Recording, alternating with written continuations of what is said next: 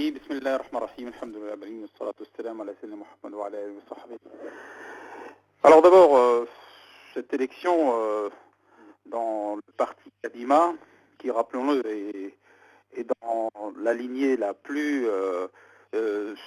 bon, le sionisme c'est un peu ce qui anime tous les partis politiques, mais certainement c'est la lignée la plus dure dans ce qu'on appelle ce microcosme israélien. Eh bien, cette élection est une élection qui, à notre avis, ne changera absolument rien au Proche-Orient, d'autant plus. Alors, je pense que vous savez, le sionisme est une idéologie qui a des facettes qui paraissent être des facettes multiples, mais qui sont en réalité qu'une seule. Je pense que pour le peuple palestinien, malheureusement, il ne faudra pas s'attendre à à un soulagement proche pour lui-même. Et j'espère que la résistance palestinienne saura donc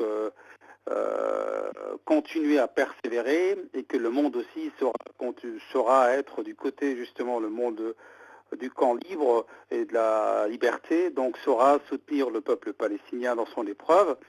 Et concernant, si vous voulez, notre réaction en général, nous allons presque dire que c'est avec de l'indifférence qu'on a accueilli cette élection. Il n'y avait pas sur les gens qui étaient présents donc pour ce combat à l'intérieur du parti Kadima, nous voyons, c'était pour nous blanc bonnet et bonnet blanc. Il n'y avait vraiment pas à avoir là une quelconque forme de démocratie. C'est une lutte interne, de rivalité.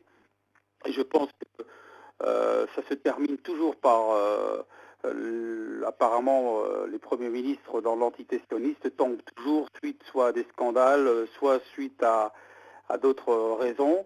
Et sur ce plan, je pense que nous espérons que pour le peuple palestinien, il y aura vraiment, j'espère, un soulagement en ce sens que lui-même, déjà dans les conditions de vie dans lesquelles il vit, et aussi que le monde arabo-musulman se réveille et sache le soutenir, car il doit être soutenu.